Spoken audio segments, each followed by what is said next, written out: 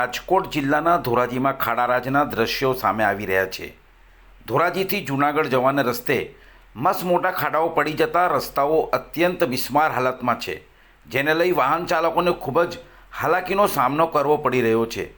તંત્ર જાણે ઊંઘી રહ્યું હોય તેમ સ્થાનિક વેપારીઓએ તંત્રને જગાડવા રસ્તા બાબતે રજૂઆત કરી હતી। રાજકોટ ધોરાજીથી નયન રાવરાણીની રિપોર્ટ।